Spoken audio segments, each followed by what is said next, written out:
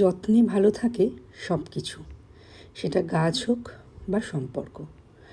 সবটাই যদি একটু যত্ন করা যায়, একটু খেয়াল রাখা যায়, একটু খোঁজ নেওয়া যায়, তাহলেই সব কিছু ভালো থাকে।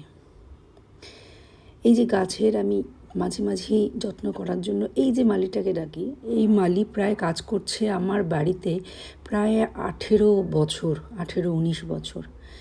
সেই একজনই মালি বরাবর কাজ করে যায়।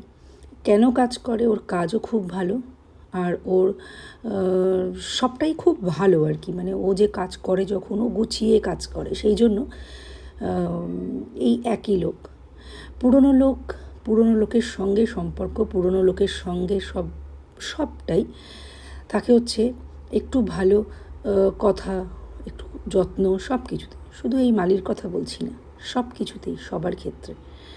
অনেককে দেখা যায় যে অনেক সময় শোনা যায় যে খোঁজ নেওয়ার সময়ই নেই, কথা বলার সময়ই নেই।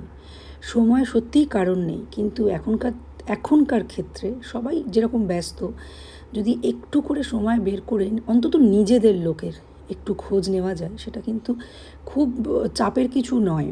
খুব যে ব্যালেন্স করে করতে হবে ওরকম কিছু নয়। সারাদিনে যদি হোয়াটসঅ্যাপেও একটা মানে forwarded message, good morning, good night না পাঠিয়ে যদি সারাদিনে কিরে কী করছিস বা কিরে কেমন আছিস, এইটুকু যদি কারোর ক্ষমতা থাকে, তাহলে হচ্ছে কি অনেকটা শান্তি পাওয়া যায়। সবাই ব্যস্ত, অতিরিক্ত ব্যস্ত, কিন্তু তার মাঝেও যদি একটুখানি খবরাখবর দেওয়া নেওয়া যায়, কারণ যে কোনো জিনিসই একতরফা টেকে না, একতরফা বাঁচে না। সেটা বাড়ির সম্পর্কই হোক, আর বন্ধুবান্ধব হোক, দূরের সম্পর্ক হোক, যাই হোক, কোনো কিছুই একতরফা কিন্তু টেকে না, বেশি দিন টেকে না। টেকে না বলা ভুল, বেশি দিন টেকে না। কিন্তু করতে হবে কি, যে একটু সামান্য একটু সারা দিনে অন্তত যদি একবার কারোর সাথে কারোর একটু যোগাযোগ, একটু কথা, একটু খোঁজ নেওয়া দেওয়া যায়।